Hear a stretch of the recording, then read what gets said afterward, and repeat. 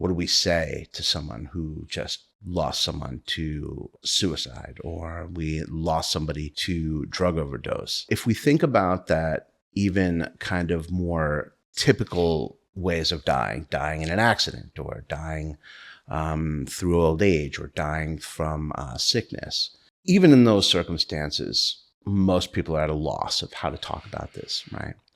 So take it further, and now there's something that is qualitatively different. Well, now we're really at a loss. What do we say to someone who just lost someone to suicide, or we lost somebody to drug overdose?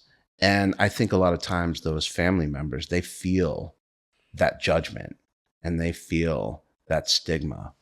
And it's real. Like, the perceptions of the mainstream of society about that are different. I think it's probably improved, but there's a lot of judgment associated with that. So the idea of disenfranchised grief is when we have an experience that our grief, or that we are less entitled to grieve, or less entitled to the experience of loss, because the quality of the loss is somehow different.